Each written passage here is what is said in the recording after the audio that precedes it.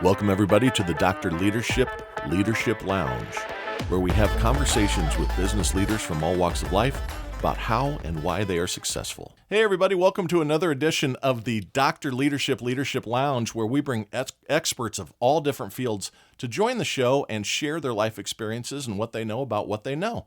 Today, we're very, very fortunate to have Ed Wallace join the show. He is Managing Director of Achieve Next Human Capital.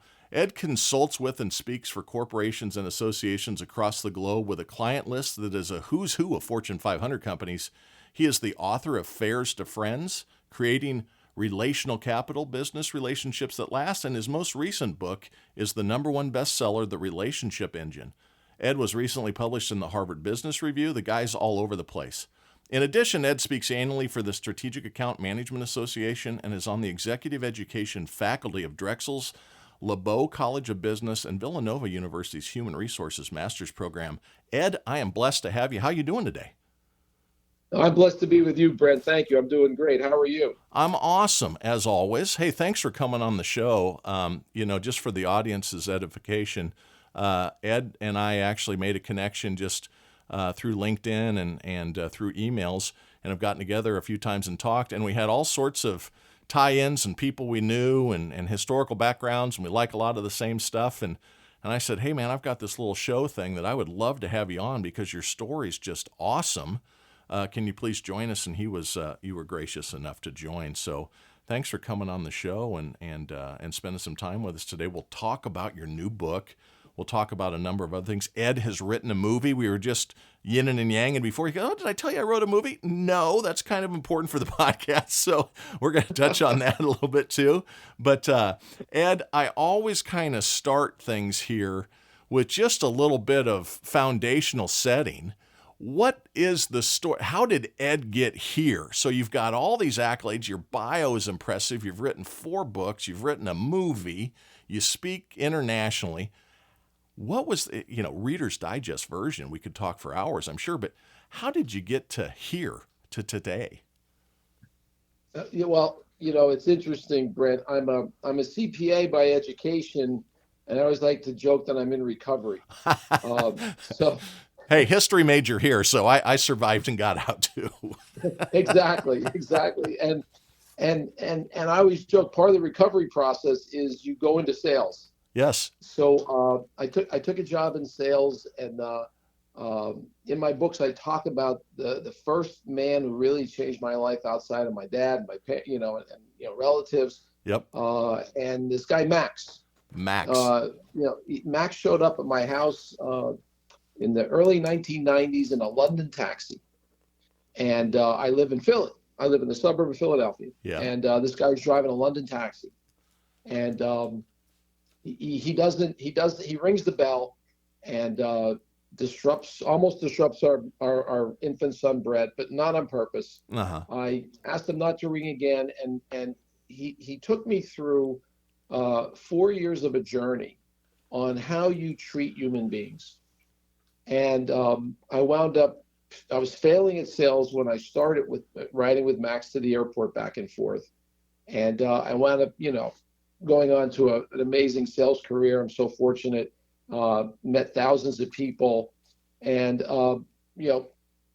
didn't think more about Max once Max eventually passed away. Yeah. And, I was off into my life, raising my family. And then I'll never forget the day, on August 26, 2005, my younger son, Grant, was 8 years old at the time, fell off a skateboard at our friend's house. And Laurie, my wife, rings my desk phone because I was in town that day. I was the VP of sales now of that same company all these years later. Isn't that funny? And she said, "Hey, Grant fell. I'm a little further away. Can you get to our friend's house and make sure he's okay?" And I'm like, "Sure." So I hustle, get in my car, start going down the road. It's about 15 minutes to our friend's house from my office. She rings my phone, and when I'm halfway there, and is very very upset. And she was an ER nurse at the time, so it took a lot to upset her. Yeah. And she said, you have to go to the community college in town. They're going to medevac Grant to Children's Hospital. Oh, my goodness gracious. He's not responsive, Grant. So you can imagine how heavy my foot got. Oh, yeah. So, and she said, that kid's not getting on a helicopter without one of us. So she threw down, and so I get there, and because they had to take him by ambulance from the house to where the helipad was in the Yep. community college in our town. Yep. I get there, you can imagine the helicopter with the rotors going slowly and the medical symbol on it, the It's like a ambulance. mash. You're in the middle of a mash unit. Yeah. Oh, I don't know why the fire trucks and police cars are there, but everything's there, right? Yep. And the little kid, this little kid with blonde hair is in a gurney behind the ambulance with blocks on his forehead, Oh, just like geez. they take the football players Oh, off the yeah. field. Yeah. Strapping him down. Yep. Oof. I get to him, and they have Grant. His name is Grant. They have Grant's sneakers off, and I tickle his feet because I remembered, through his socks that his feet were ticklish at that moment. His legs moved. I'm like, okay. I'm trying to check rational boxes Exactly. here, Like what's right? going on, Right. right? What's Yeah, happened? yeah. And the pilot comes over, huge guy with a big jumpsuit and the helmet, talking to me through his his mask. Laurie gets there. He goes, "We're going right now. Who's going?" Laurie jumps in a helicopter. They're going to get to Children's Hospital of Philadelphia in 4 minutes. Mm-hmm. Our older son Brett and I, who was the little boy, the cab driver was ringing the bell and disturbing. Yep. He's autistic. So the irony is he's the voice of reason on the way down, talking about his little brother Mm-hmm. and how hard his head is, and he's going to be okay. Yep. Like he knew to comfort me, right? Yep. So now we get to the hospital, and there's a cascading stairway in the atrium of this hospital. It's called CHOP, and that's what the Children's Hospital. That's the acronym. Yep. Yep. We're stepping off the landing, and a woman approaches us with a lanyard on, looking official, and a clipboard, and she said, "Are you Ed Wallace?" Now you can imagine what's going through my head, Brett. Oh, yeah. Why are you meeting me here? This is not good. Yeah. This is not good. She introduced herself. She said, "I want to let you know, Grant is doing great. We think he's got a concussion. They're running more tests. Your wife's with him. She's doing fine. And I came to find you to bring you to where we bring our helicopter families." And that I started smiling. That gesture just shocked me that, number one, they didn't have to do it. Number two, hey, they're really good at this. They do this every day. Yeah, it's peace of mind, it's comfort, it's confidence building, it's all of those things, right? Belief becomes stronger. Wow, that's awesome. All those things. So as it turned out, Grant had a really severe concussion. He wound up playing college baseball. He just got married a few weeks ago. He works in the company with. So he now, did have a serious head injury to go through with that marriage thing. Yes. Sorry. Right. Now that I know he's okay, I couldn't help it. I couldn't help it. Yeah, that was a good one. I'm sitting here thinking as you're saying that, maybe knock the sense out of him. Come on, man. Good. Yeah. Right? But that was the minute when I said, you know what? I've got this great career. Yep. I've been in this company for 18 years now. It's a family-owned company. I've seen it grow from 9 people to over 300 people. I have a job for life. Yep. And I felt like, but I got to pivot. I got to do something else. Your calling changed. And that Monday, I went to our CEO, who I'd known since he was in college, because I was working for his father. And then I said, I'm going to quit. I need you to fire me. That's what I said. He said, look, you're emotional over your son. Yep. We're all behind you. He says, I said, no, I want to bring the term that went through my mind with the hospital was they had worthy intentions. That's awesome. And I felt salespeople are not viewed that way. So I decided I'm going to form some kind of entity, platform. I don't know what it was. I had no business plan. And I'm going to help salespeople create the correct perception that they're there to serve others. The value that they're bringing. Yeah, it's not a self-serving. Yes. It's not about trying to, let's face it, sales gets a bad rap from people that don't know, right? And unfortunately, there's bad people in all businesses, right? Everybody's met a doctor that has a cruddy bedside manner, right? But if they're good, that doesn't really matter. But to look down on salespeople, not understand that there's people out there that I always press to my teams. Talk about outcomes. Don't talk about things. Talk about outcomes. Talk about problem resolution. Talk about helping them achieve their goals if you focus in that manner. So I love what the light bulb that went off is great. And it's so funny you said Max in the cab driver in the London taxi. Some of the smartest people in the world are some of the people that you would look over. It's like flyover country being from Des Moines, Iowa, right? People think that I'm sitting here with overalls on and a piece of straw hanging out of my lip and a dip in as I'm talking here. No, I've got a little bit better game than that. Let me show you, and if we would just... How many people report to you, Joe? Right? Yeah, exactly right. It's like, come on. And, even in politics, you see it going on now. People feel forgotten, right? And these people have so much... Why did I call you Joe? I don't know. It's okay. You have so much worth. I thought it was tongue in cheek. It's okay. I've been called worse and by those people. But yeah, the teams... Well, I did kind of do it that way. Like, like you're just another Joe. Another Joe. Yeah. I mean, and my number... Yeah. Like, why did I say that? Yeah. And my number is 1,500. It's a small number of people, right? It's... direct reports are much smaller than that, but through influence and those that I work with every single day that look for me to make the call or to provide direction, it's about 1,500 people strong. And the point there isn't about me, but it's about your son. You made a couple of really key statements there. Your son that has some special needs, autism, etc., was the voice of reason, right? We look past all the time where the answer might be right in front of us. We've covered on the podcast in the past, just as leaders, don't come in and sit at the head of the table and put yourself in a position of strength where people won't open up. Sit in the middle of the table and start with self-deprecating. I don't know the answer. I'm looking for your help. Little simple things that allow all voices to be heard. Man, the answers are there. I'm sorry that your son went through that, but what an inspiring story of what sparked your next step in life. Well, it's interesting, Brett. I started thinking about, when I was born and when you were born, I don't think our mothers held us, looked in our eyes and said, "Oh, my little dear Eddie, when you grow up, I want you to be a great salesman," right? That's right. She didn't say that. Or little Brenty, but it's a true profession. Oh, good gracious, yes.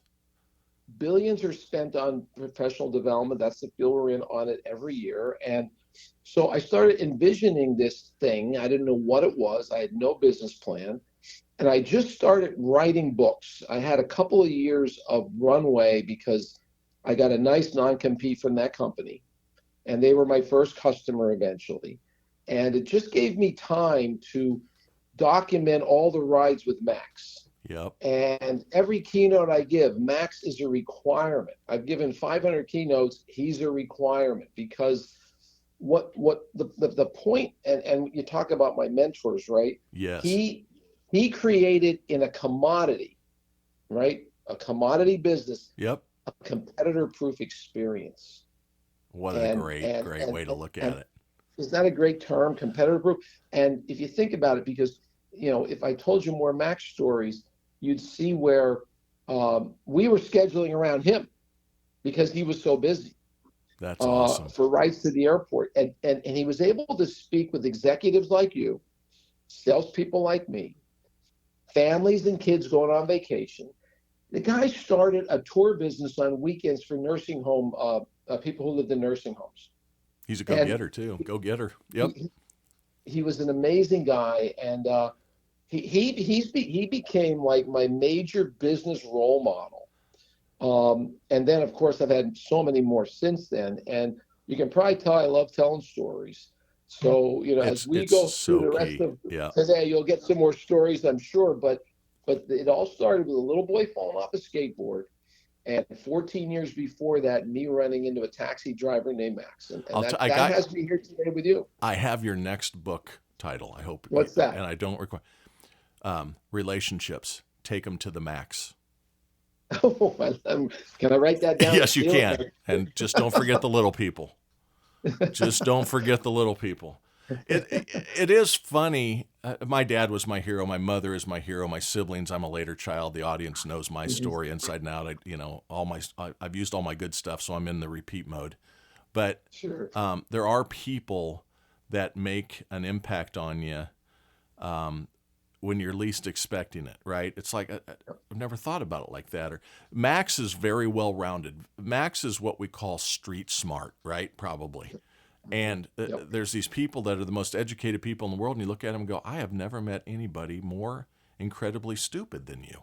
Mhm. You know, it doesn't matter the letters behind your name or the certifications that you've acquired and things like that. It's really how do you interact with people. I've always followed the servant's attitude. There's been lots of good Yep. books written about it, etc. I Mhm. get thrilled by seeing other people succeed, and that's what you're doing is you're trying to bring that level. When you do keynotes, you're trying to pump others up and you're trying to get them to believe in the best they can do and all that. So that really gets my juices flowing. But what a great journey to hear today, right? What a great Yeah, journey. and what's ironic is Max was actually a retired engineer, and I didn't find that out till several years. He was such a humble guy, and you'll be so proud of this. He's a proud card carrying member of the Midwest. He grew up in Indiana. Good man. I like There Max. you I go. like Max. A Hoosier, right? A Hoosier. You got to love it. Yep. Yep. It is good country, and I love the North. I love people everywhere. I just love, you and I were talking earlier that someday, calendar not to be disclosed in this conversation, but someday my wife and I feel like we're going to move somewhere abroad, and we're talking about Portugal now and everything. And the reason is because we love meeting people that are different, and we want to experience different cultures. We've worked really, really hard, and we've got some time left in us, but we worked really hard to be able to go off and do that. And it's about I want to meet a whole lot of Maxes, a whole lot of Eds. That's what I want to do because that's when your life's rich, right? I had coach on Dick Vermeil, who was a Super Bowl winning Yeah. coach for the Rams, Yep. and Sure. he always says, people will not remember something you said, but they'll remember the experience associated with it. So your experience riding in that cab with Max is what makes it all resonate, right? You'll find it ironic. His son Dave is one of my regular breakfast buddies. It's what you were saying in our pre-meet. Yeah. That's why I kind of brought it Yeah. back up. And like I said to the audience here earlier, the connections were crazy when I we're know. talking through it. I got a lot of good friends up in the Philly area, and our headquarters is up there for the U.S., et cetera. So I spent some time out in Exton and Well, I'm and so waiting for the lunch invite, Brent. I'm in Berwyn. It's right up the street. that's right. So Well, I'll tell you what, just so you know how I roll, I try to avoid headquarters at all costs because they may ask me to work or something Right. up there. I want to stay out Well, here yeah. in the streets with the fighters. I'm more of a foxhole leader than I am a Pentagon leader. I'd prefer to be in on the action a little bit. It's just always been my nature. And some of that, so that's why my boss is a great attribute for me because he teaches me more on the other side, and I try to be an attribute for him to teach him, how to be human. Well, you know what, Brent? All kidding aside, since I've known you, the word that comes into my mind whenever I, hear your voice or we're communicating is abundance. You come from a place of abundance. Well, I appreciate You that. embrace people. You value people. And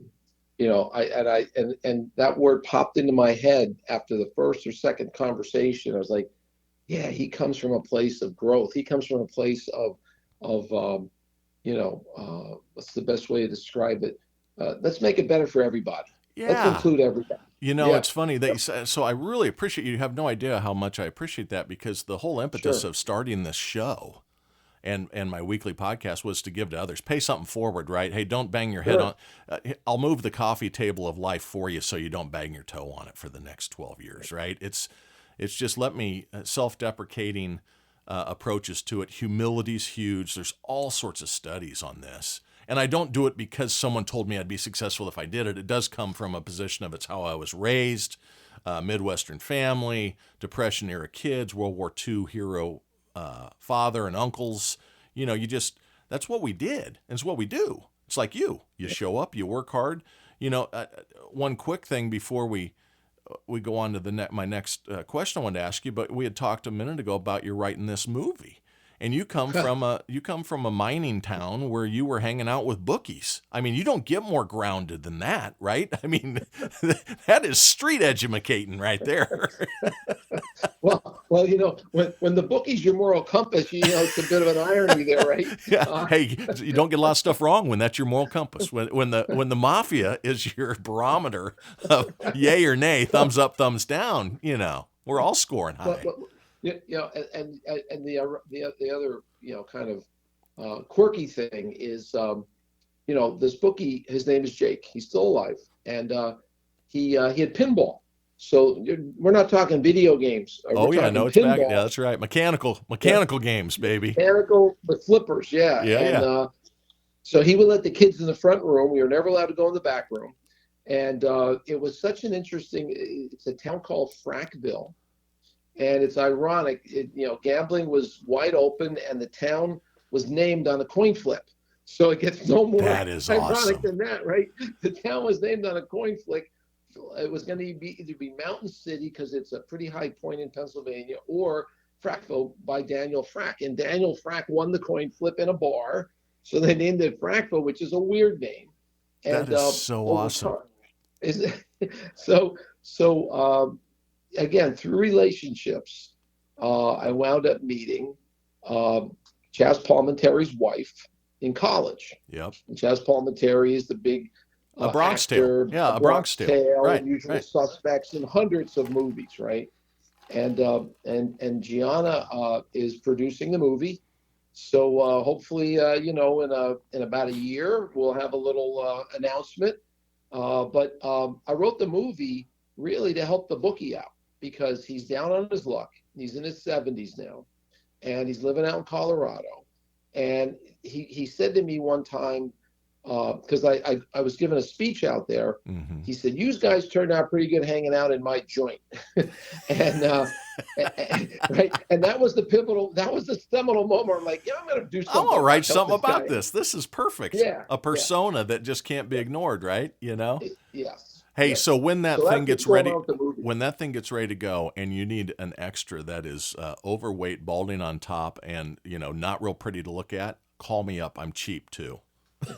So, by the way, why are you any different than all the other extras Hey, we're going hey, to have? hey, Just hey, kidding. hey.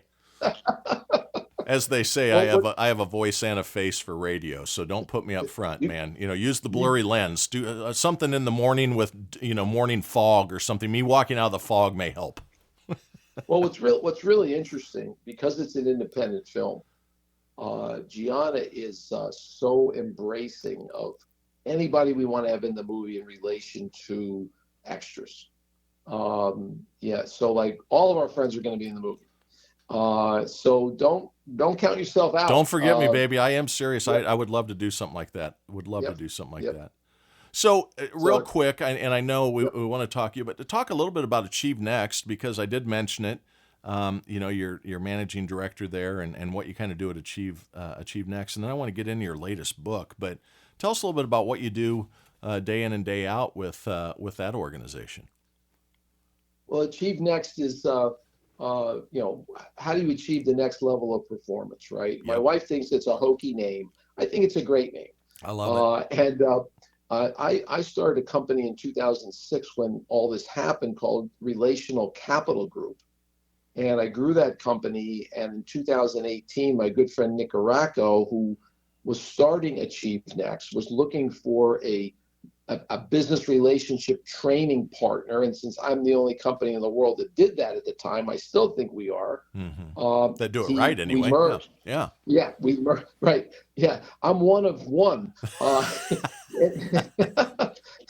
Anyway, we merged, and we now, the leading companies in the world use us, and there's 10 of us. That's like just literally awesome. Dow Chemical, John Deere, Boar's Head.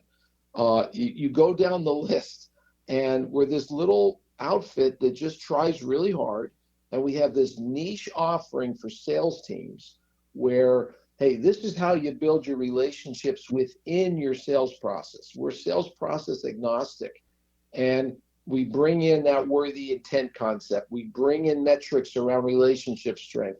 So it's been quite rewarding and quite a it's funny because I was talking to Nick Araco, our CEO, the other day, my partner, and he said, and he named a guy, and I said, oh my God, is that guy still doing networking. He goes, oh yeah. I said, my first talk was to his networking group in the basement of a church. And I said, and they were all out of work financial executives. There were no one in that room was going to buy anything I had. Hey man, but hey, you And, practice where you practice. That's all, warming up. and we both, we both looked at each other and said, geez, we've come a long way, haven't Well, we? But we're was still, there a potluck though? I mean, in a church basement, there had to be a potluck at least, no, got this is fed going to well. blow your mind. There was coffee that was cold, and they asked for $10 so they can keep supporting the networking group's website, even from me. Losing I'm money. like, Yeah.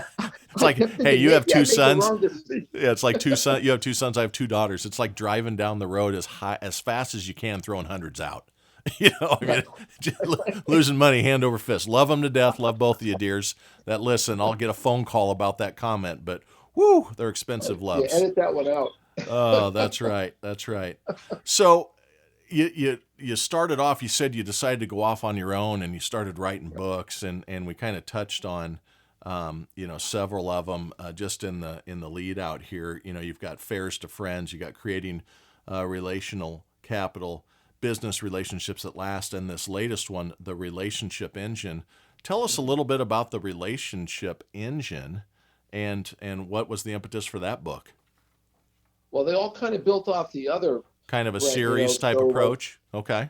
well, not by design. Oh, But and another thing, they're all Columbo books, right? They turn back around and say yeah. one more thing. Yeah, exactly. So Fairs to Friends was about Max, Max, and it his sounds line like it. was, Now it makes sense to me because yeah. when I was reading that, I'm going, what is he charging for? What is that about? Now it clicked. That's awesome. And Max told me once, it's the little things that turn fairs into friends. And Wow. he was all about, and you mentioned it earlier, it's all about the little things that make a difference with people, This that guy's make a brilliant, difference. isn't he? Max was Oh, brilliant. You can, he was unreal. I mean, engineer, And first of all, not choo-choo either. I mean, we're talking about designing and building stuff here. no, he was a mechanical engineer, Smart guy, worked in the Middle East. Yep. but So, man, sounds very, very worldly too. so then I got, Mike Bosworth, who's the godfather of solution selling, wrote the book. Mm-hmm. He trained me when I had my sales job and my sales team.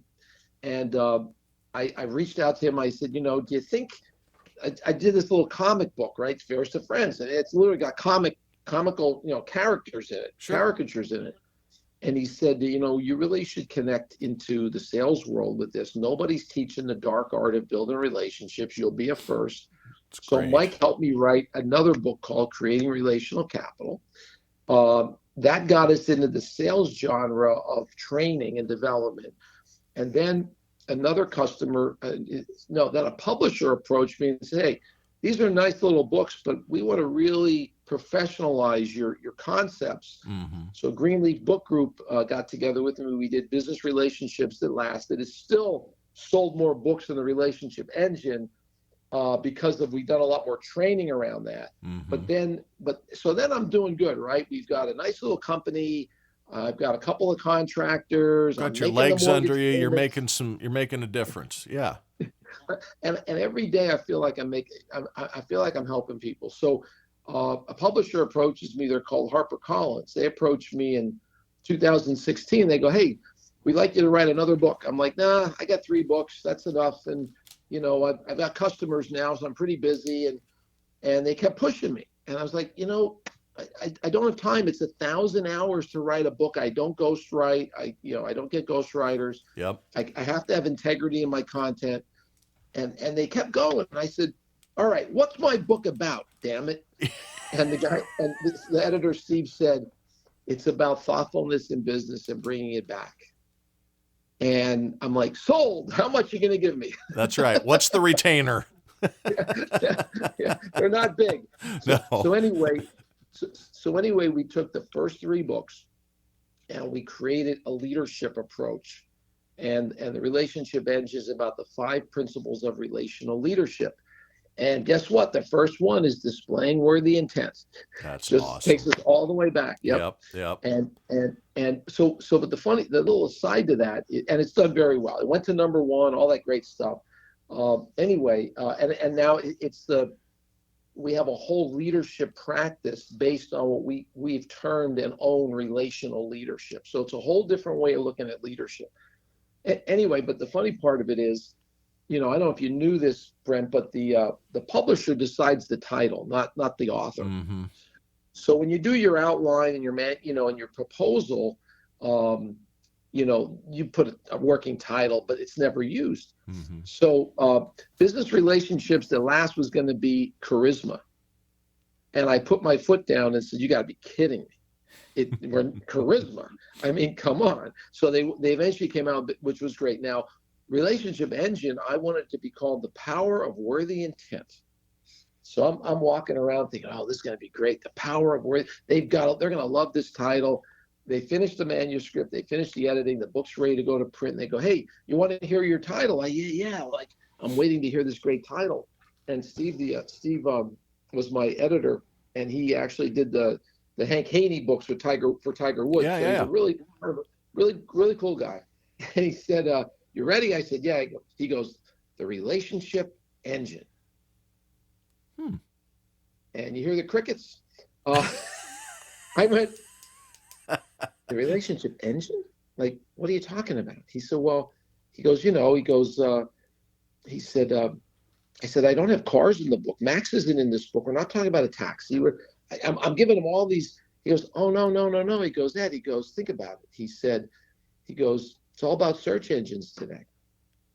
And if you look at the cover of the book, it looks like it's all like a network, right? And he said, and by the way, worthy intent is the relationship engine. I go, sold. Sold. You got a subline. Yep. So do you happen to know or know of a gentleman by the name of Toby Stanzel? No, who's Toby? So Toby, you'd love Toby. Greenville, South Carolina, Southern gentleman, and has been an executive coach and relationship instructor. Has run a bunch of different companies. He's running something different now, but he ran brought on the CEO to fix what was called the Cargo Agency, which was a marketing company, and kind of he's a fixer, right? And he's written several books, and Forbes Books has approached me half a dozen times now, and I'm the same way. I don't have 1,000 hours. Writing is not my deal. We'll dictate. We'll ghostwrite. Yeah, for $250,000 from me, you'll do that. People think, oh, these writing the books, you just get these. No, man, to get in the game costs money. And I'm just like, I'm not ready to do that. But Toby had brought it up. He goes, oh, you need it. This gentleman, that he did all his books through Forbes, and his first one, he said, not so good. Second one, knew how to do it much better and went on. And then once we got off the call, he said, I probably wouldn't go with Forbes because they are very expensive. Find a publisher that's willing to work with you, bigger cut out of the sales or whatever. But I just didn't know if you'd ever run across him. He's been in it forever, but great guy. I'd be happy to connect you with him too. But yeah, please do. Yeah, I will. In fact, I'll check him out on LinkedIn. Yeah. Yep. And I hope he's on LinkedIn. He's old enough. He may not even be participating, but he's not that old. But he just took on a new company. Somebody just told me they ran into him. They were in Texas and ran into him, and he's not at the Cargo Agency. And it's typically like, I'll come on for 36 months. I'll get your culture right, and then I'm going on. And then he does a lot of speaking. We've hired him several times, and I'm going to use him for a VIP event in January out in Boulder. We're going to have about 40 customers in. I'm going to have him come in, and then cool. I need to talk to you about potentially some things. I got some ideas for you too, because I think your stories are great. So that'd be awesome. Thank you. So that's the latest book. Do you got another one in you? Or you think 4 and done? No, I got a movie now, man. Well, that's right. I'm moving on bigger and better things, man. I'm 21st century. I've got moving pictures, and there's even going to be sound. Yeah. Right. But I will tell you this. I will share this. There are many ways. If you really do want to write a book, there are many ways that I can help you with that. I may take you up on that in my retirement. Yeah, there are many ways. There are many avenues that are not $250,000. Yep. And I've referred a lot of friends to a friend of mine in New York, who is he's like a book in a box, a book in a box, and he can help you for a number that you would be surprised if you actually wanted to write a book someday. About seriously talk to you about it or whatever. Yeah. So we'll talk about it. Would love to. Yep. So one of Yeah. the great conversation there, and Cool. people that can create like that, just amazing to me. To Hmm. storytelling. I've actually did an episode, or maybe two in a row, dedicated to storytelling about a year ago, and it's just, if you got to be able to tell self-deprecating stories, you got to be able to tell invigorating stories, inspirational stories, sorrowful stories. You got to get them to get into your box and your mind thinking stories, convincing stories. All these different studies talked on. So totally buying what you're selling there. Now that storytelling, because you teach in the business colleges and the master colleges at both Drexel and Villanova. Tell me a little bit about that, and how you've enjoyed that and some of the changes you've seen there. Yeah, well, it's interesting in a lot of ways, Brent. I always, when I first got out of college and had the accounting job, which was a disaster, um, I um, I wanted to go back and be a professor. Yep. So I wound up getting, I hadn't met my wife yet. I wound up getting a TA, they call it, at Uh-huh. Drexel, which is like a teaching fellowship, and it paid for my master's, my MBA. And but I was teaching accounting, right? And I was like, I don't know if I want to do this. Inspiring stuff, baby. Yeah, right, right. So I wound up taking that sales job and getting married. And, hey, I met my wife in a bar. I was the bartender. She was the patron. So you can meet in a bar. We just celebrated 40 years. God And bless I you. always like to joke. She needs 5 friends. I need 5,000. And Mm-hmm. that's why we have balance. That's Right. right. My So, wife and I are right. opposites attract a little bit. She's more introverted, and that way too. Very, very close. I don't know a stranger, right? Just, it is funny that you say that. And also a Oh, comment just about me, since you said it. I'm just finding all these connections between us. We're very similar people, I think, and don't take that as an insult. I mean that with all due respect. no, Um, never. I I didn't know what, I went into school, and at first I was pre-law, right? I was political sci, and I got in Yep. about the third classes on brief writing, and I went, "You guys are freaking crazy. This is too formalized for me, right? I got to be able to move and shake a little bit." So I thought, well, and I loved military history because my dad and uncles were World War II vets. I tried to get in the military out of school, couldn't because of my vision, because I wanted to be a fighter pilot. They Mm. didn't have the corrective lenses in the screens on the helmets. My grades were good enough. All that was going to go. There's a lot of assumptions that I could have done it. You'd still have to go through basic. You'd have to earn the right to sit in the chair and get through all that. But that was my goal. And when I couldn't do that because of my vision, I just said, nah. So I became a history major with military focus. And my fallback was going to be, I wanted to be a college level history professor. So same thing, Mm. you like to tell Wow. stories and teach and enlighten and Yep. show people. The same thing with me, right? I think that we have that core density is very similar on what makes our personal engines kind of roar. But just interesting, just tidbit sharing with you. Yeah, we get jazzed by watching people learn. Oh, We get jazzed by people taking notes on, maybe we said something and it made an impact on yeah, them. Or impacting, high-fiving other people's success is yeah, my favorite thing in the world. And people look at me like me I'm too. crazy, going, "Do you understand the the dopamine rush that's going through that individual right now? That is the greatest chemical imbalance in the world right now. I'd love to see the sparkle in the eyes, the smile ear to ear, the pride, the proud, the high five, and it's what makes my juices flow. And I'm glad it's been that way, because it's been a Yeah, great ride. right. And your juice comes through on these podcasts, Well, I appreciate right? that. Where you get, you're jazz talking to me and I'm like, I'm not that exciting, but I guess I am. I think You you know, are. I think you are. I'm learning, man. I'm getting educated, as we say here in the Midwest. And the straw's in the other side of the mouth right now. I'm giving you the whole picture here. So, well, so when you think about teaching though, yep. I didn't intend to get involved with these universities, even though I went to both. I was out doing something locally, and the HR master's professor at Villanova approached me and said, "Hey, I love these relationship concepts. Nobody teaches this in college. Would you, And then the same thing at Drexel. So I kind of just fell into both, and I have a couple of cohorts each year at Villanova. And in fact, we just hired. I think I was talking this on a pre call. The gentleman we just hired to be the go between my son and I, as I move this business forward was one of my students. That's awesome. In the master's program at Villanova in HR, real sharp guy. That's awesome. And it's interesting because I'll be in an airport and I might be sitting at the bar waiting to get on a flight, and a student will come up to me or a customer will come up to me. Recognize you. And they'll want to do a selfie and post it on LinkedIn. I'm like, you know what? Hey, man, come on, man. Leave me and my scotch alone. You know, I'm in a recharge mode here. Yeah, I'm shut down for calibration. You got to leave me alone a little bit. No, so I'm in Chicago 2 weeks ago, and I always go to O'Brien's in the in O'Hare because they make Chicago hot dogs there, and it's just a little kiosk kind of bar, and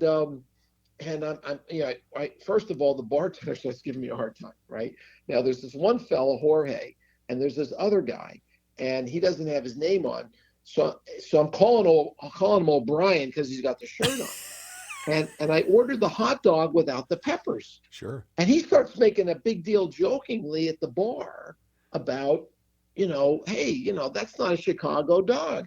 I said, O'Brien, because I don't know his name, because the other guy always takes care of me. Yep. I said, Jorge wouldn't be doing this to me in front of all these people. And he says, well, you can't call it a Chicago dog. I said, I got an Amex card here. Eventually you're going to be on the end of this card, right? So you sure you want to keep doing this? Yeah, exactly right. So, you don't bite the hand that feeds you, baby. I order a beer, the hot dog, and fries. And doesn't he forget the fries, right? And I'm with this married couple who's celebrating their anniversary, and their in-laws, they're going to the Formula One race in Austin. So now the whole bar is waiting to see what I do with this guy. Okay. and he packs it to go, even though I didn't ask for it to go. And I said, what's wonderful about you, O'Brien? This is he great. said, what? I said, you forgot my fries. And the whole bar started laughing, right? Man. I said, so I don't think you should charge me for those fries, O'Brien. He goes, oh, no, they're on the house. Don't worry. It's all right. But he charged you for the peppers you didn't get. So he wound up giving 3 or 4 orders of free fries to the whole bar. That's awesome. He goes, this is on this guy over here. I said, thank hysterical. You, Brian. You get it now. That's hysterical. It is. Anyway, I'll tell you what. There are few places that are as fun as airport bars, because I know there's either the biggest sob story going on, or you meet just incredible people, or half of them are sauce because they're on vacation, right? They started Bloody Marying at the 6 a.m. flight 2 legs ago. And it's like watching people at the fair, just walking by going, man, everything's going to walk past here in the next hour. And just fun times. You went to both universities, and because you were advancing your education, I went to 2 universities and a local college, and that's because the dean kept asking me not to come back. I had to find another option. That's not true. That is true. 100% true. Really? I went to the University of Iowa. This is God's honest truth. So everybody, mistakes are not life sentences. Mistakes are ways in which to learn and to become knowledgeable. I went to the University of Iowa. I went through summer rush, thought I was going to join one fraternity, ended up joining another fraternity. Lo and behold, they had a room open up. They said, hey, you want to move in? I moved in as a pledge. And when you live in a fraternity, there was always, and this is in 1986, there was always something other to do than study. So I was, I was socially a master's degree in my first semester, but I carried a whopping 1.28 grade point average coming out of the first semester at the University of Iowa. Oh yeah, that's right. And I had to drop a course to get it that high. And true statement. And I was home at Christmas, World War II parents, right? They didn't get to go to college. My other siblings, all great, and I was a great student. I was a 3.9 coming out of high school. I mean, I was pretty. I can remember a lot of stuff, right? I'm pretty quick, but I just didn't go. And they came back and said, okay. So I came back and went to the local community college for a year, got straight A's. Went back to the University of Iowa then for the fall semester, or the spring semester the next year, and moved in with a buddy. And I didn't read the parameters of my parole or whatever you want, my probationary period. I had to have an accum up to so much. I don't remember the details, but I was going to have to carry 5 A's. And I carried 4 A's and a B, and got another Dear John letter from the dean because I didn't meet parameters. I called my mom up. I didn't want to talk to my dad. And she goes, "What are you saying?" I said, "I got 4 A's and a B, and they're telling me I can't stay." And she goes, "You come home." So she put me into Drake University, finished up 5 times the expense of a state university. And I felt terrible, private, but Dad got the sweat equity out of me because I worked full time for the last year and a half and finished up in four calendar years. But and I turned to my dad and I said, "I just want to thank you for the best 3-year vacation money can buy." And he says, "Don't ever say that to your mother. They'll never find the body." But well, my social skills have helped me. Let's say that. Well, Animal House was still making the rounds then, right? So actually, what's funny about that is I was a D Chi, a Delta Chi, and a D Chi, and I don't know if it was a Teak or who, but they actually wrote the movie. A fraternity brother of mine, not at the University of Iowa, but was one of the writers of it, and it was very, very close to that. People, they get worried about this hazing and stuff today. They have no idea.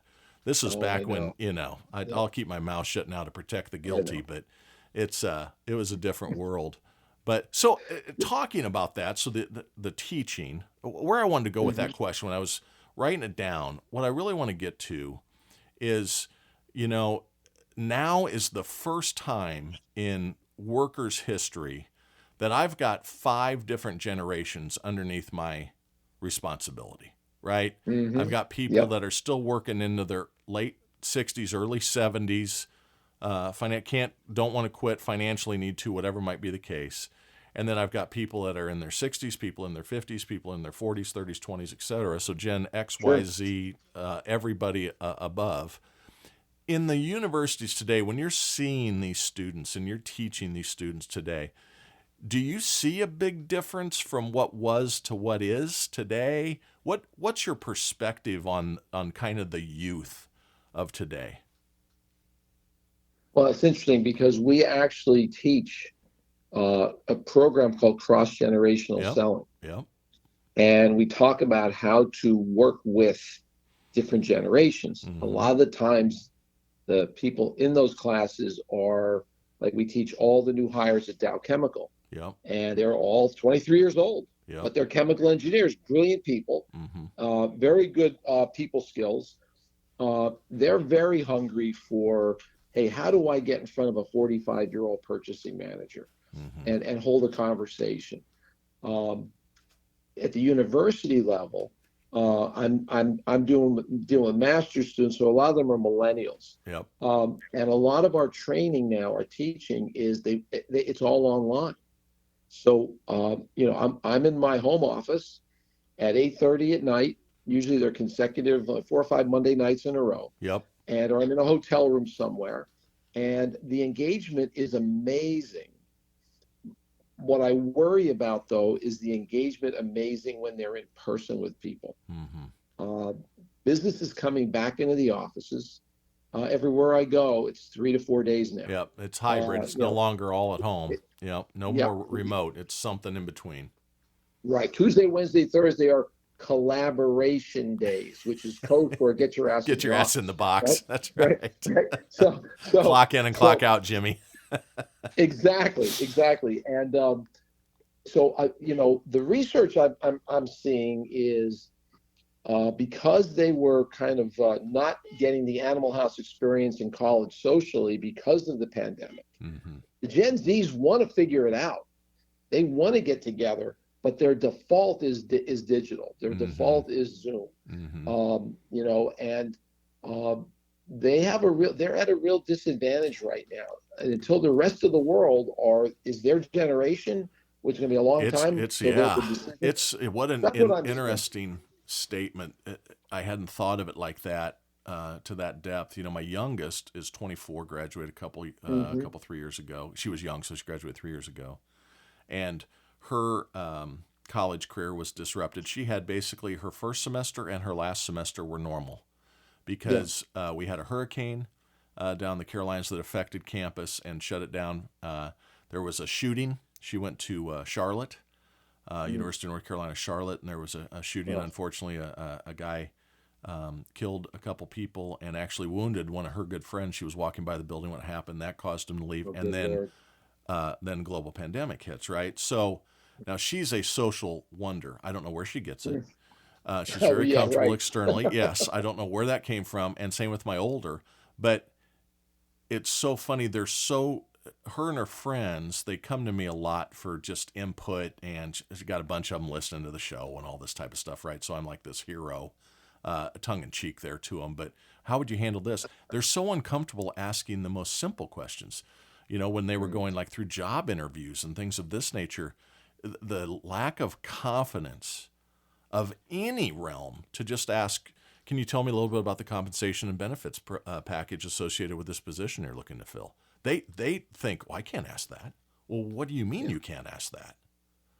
Their confidence is so low because just that learning of interacting and finding safe boundaries of what a conversation can be. It's interesting that you bring that up. It really resonated with me. Sure.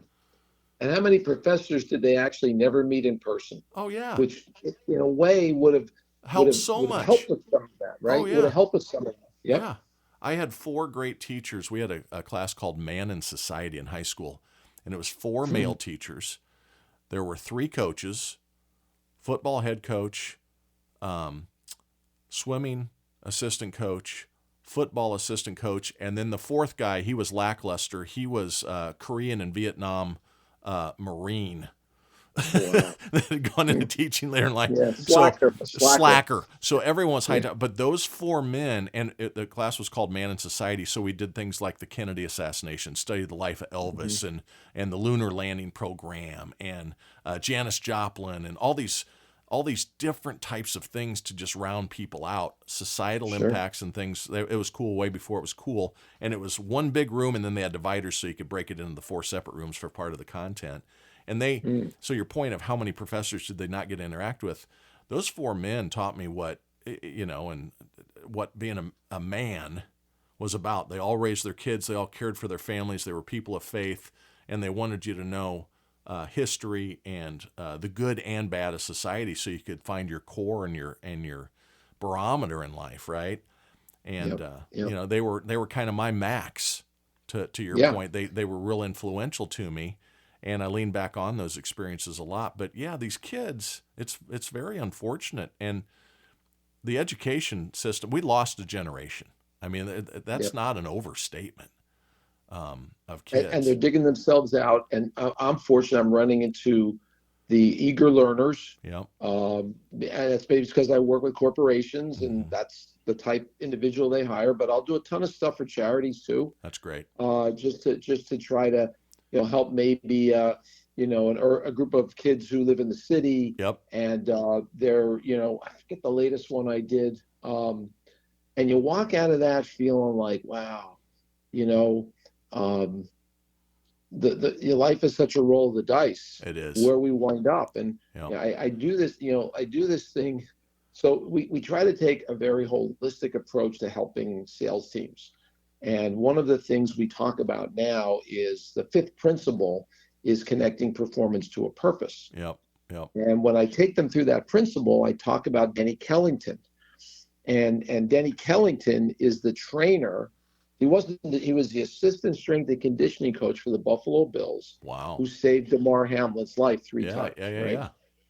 And I put a number up on the screen before I start this whole thing. If you could picture this number, Brent, it's a 0, a decimal point, 7 zeros to the right, and the number 2. It's a very small number, 0.0000000. Yeah, two 100,000ths or whatever that is, 1 millionths. Yeah. And I'll ask everybody, what's the, we give away a lot of prizes in our training. Sure. Hey, I got a BMW outside. If anybody can guess this number, nobody can guess it because I know they can't. Right. It's if you divide 85 over 4.3 billion, and that's the age of the Earth. So if we live 85 years, that's how long we're here. Wow. And it's daunting when you look at that small number, and we talk about, okay, so what's your dash like? That's the dash after the 4 numbers of the year you were born, and you're on this continuum. And I talk about this Denny Kellington fella, and nobody thought Denny was the assistant strength and conditioning coach. He was a lunkhead in everybody's opinion. Nobody ever investigated Denny. He's just this lunkhead, right? So he runs down the field first. He's the CPR guy. He got there and knew to get started. but nobody thought he even was an EMT, right? Yeah. He was an EMT. So the head coach wasn't the first. He was scared to death. Mm-hmm. The doctor wasn't there. The head trainer wasn't there. Denny's boss wasn't there. Denny was out there, and Denny basically either did the compressions or instructed on how to save this kid's life. And when he was he wound up giving the commencement speech at Oklahoma State, where he went to college. Mm-hmm. And today he is the assistant strength and conditioning coach of the Buffalo Bills. But the story gets better. One of our dearest friends, who was just at my son's wedding, he was his high school baseball coach. Mm-hmm. Grant, the helicopter kid, his coach. His daughter's married to Denny's boss. So Steve's daughter, Megan, is married to the strength and conditioning coach of the Buffalo Bills, who Denny reports into. Mm-hmm. And when I called Smitty up after all this was over, his name is Steve Smith. I said, Steve, tell me. He goes, Ed, I'm not going to be crude, but I'm going to be kind of crude. He goes, this effing kid. I go, what do you mean? He goes, do you know what this effing kid did? I said, well, I kind of would like you to tell me, Smitty, because you're closer to it. Yeah. He said, nobody in that organization saw that in this kid. He said, this freaking kid ran onto the field, uninhibited in front of millions of people, takes a man's life in his hands and saves him three times. Takes charge. And he said, he goes, you know, Ed, he goes, how many people do we marginalize in our lives? And that entire organization marginalized that guy until that moment. Wow. He was just a lunkhead. Yeah. And I try to encourage the sales leaders who we work with. You got Denny's on your team, man. Mm-hmm. You know, what are you doing about that? There's right. a Denny on your team somewhere that you're just kind of like, oh, well, you know. I said, where is that Denny? It's your job to find that Denny and pull that sprinting. And I end the conversation. Pull the hero out Denny of it. Yeah. Unfurl their cape. Find the cape and unfurl it on this person. Exactly. Exactly. It's funny. So, go ahead. Go ahead. I was just going to say, so an association of you don't know about somebody until, you know, there's the fight or flight. There's the ones that show up and the ones that cower away from situations. So I lived in Charlotte for a long time.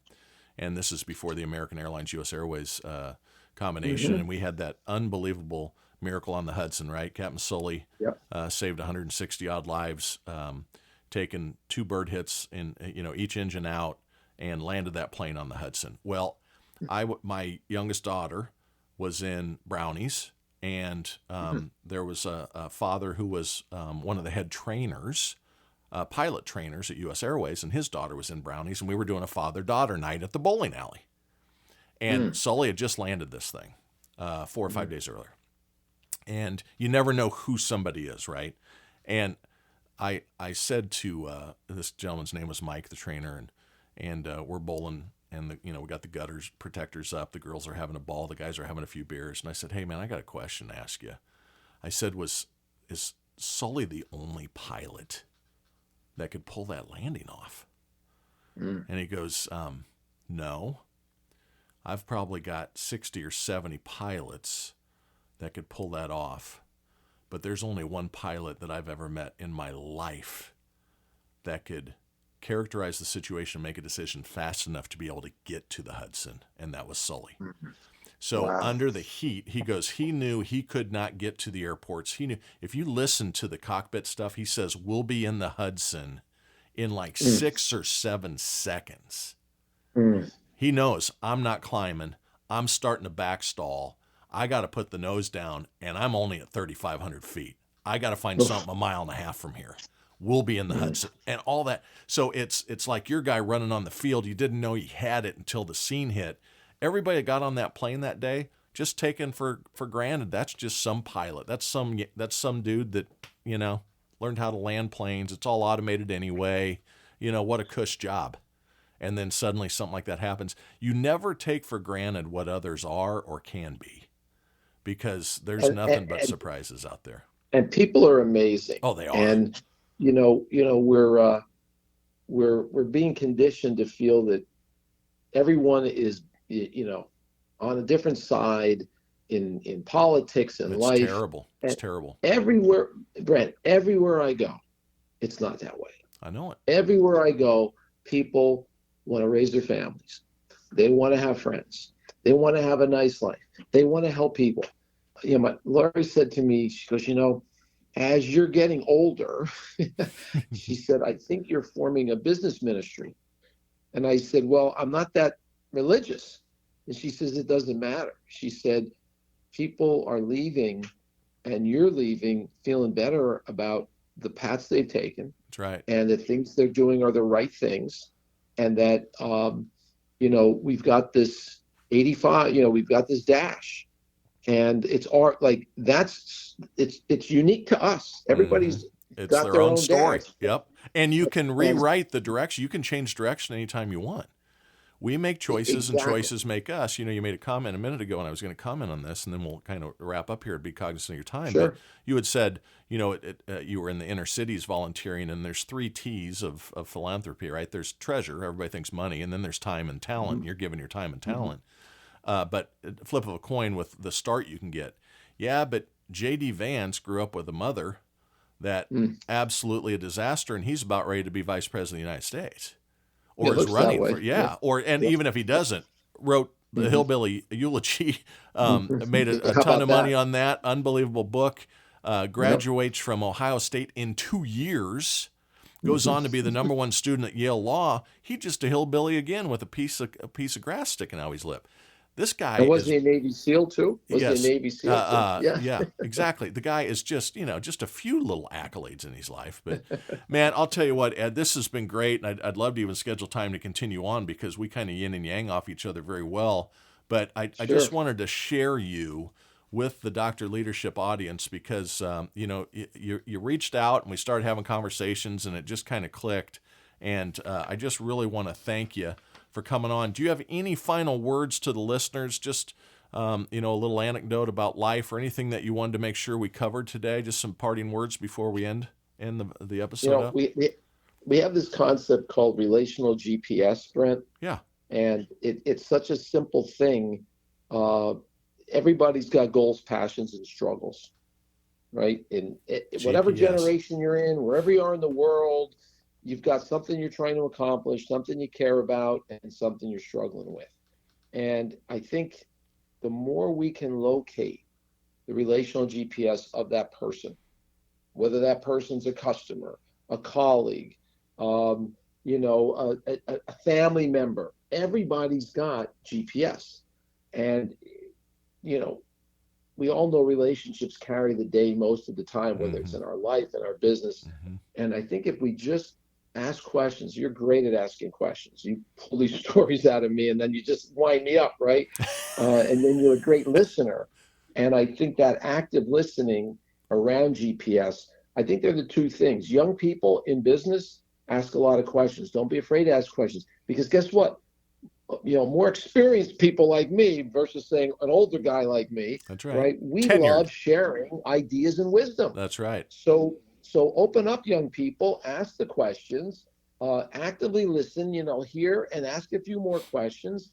And I think that's the key. And, just approach everybody with good intentions and assume they have them as well. That's right. Even the guy in front of you who's smoking and the smoke's coming into your car, we don't know what's going on with that guy today. That's right. Might be dealing with the death of a young one. You just don't know, right? You just don't know. You bring Hope up that helps. Yeah, it really does. And just parting words to again tie in. My dad, commercial refrigeration guy, had his own company, very, very good. But he said something to me a long time ago, and he said, "God gave you 2 ears and 1 mouth. If you use them in proportion throughout your life, you're probably going to be pretty successful." And that's what is resonating with what you're saying. Listen, give people time, engage, care more about them than you. If this world would put more out there about we instead of about me, we're going to be okay. And Ed, man, I just really appreciate it. It was great talking to you. Good luck with the book. Good luck with the movie. Remember, if you need slightly overweight, balding extra that's not real pretty to look at, I'm your guy. I appreciate you coming on the show. And to all the listeners out there, stay awesome and keep that shit up. Have a great day.